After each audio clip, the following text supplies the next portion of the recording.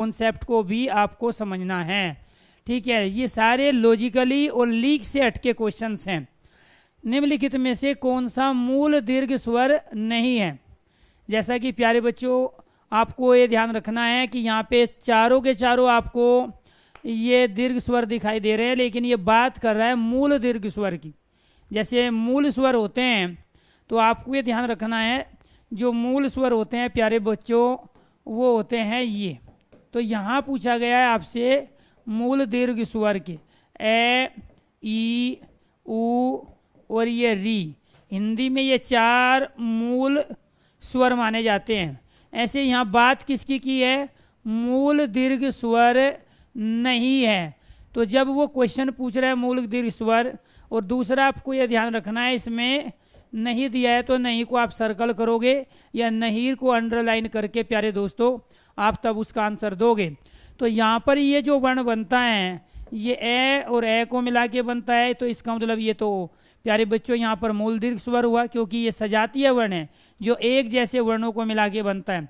ये जो बनता है ये ए, उ और ऊ को मिला के बनता है। ये जो बनता है प्यारे दोस्तों ये छोटा ई और छोटे ई को मिला के बनता है।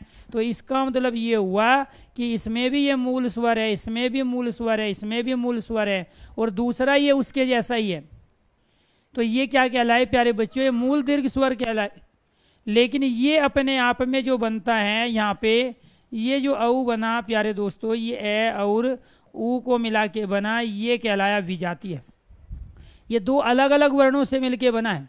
और जब दो अलग अलग वर्णों से मिलके बना है तो ये विजातीय कहलाया, और विजातीय को मूल दीर्घ स्वर नहीं माना जाता। जो सजातीय होते हैं हमारे उनको हम मूल दीर्घ स्वर कहते हैं। क्या कहते हैं? तो अब तक आपने क्वेश्चन ये तो सुना है, पढ़ा है, लिखा देखा है कि मूल स्वर हमारे हिंदी के अंदर चार होते हैं, लेकिन संस्कृत में एक पांचवा भी होता है। और संस्कृत में जिस हम पांचवे का प्रयोग करते हैं प्यारे दोस्तों वो होता है ये वाला। कई बार ये भी को ऑप्शन में दे देता है कि निम्नलिखित में से मूल स्वर बताओ। तो जब वो मूल स्वर वाला क्वेश्चन पूछेगा तो आपको ये ध्यान रखना है इन पांच में से जो भी आ जाए वो सारे के सारे मूल स्वर हैं। हालांकि हम प्रयोग केवल यहाँ हिंदी में इन चार का कर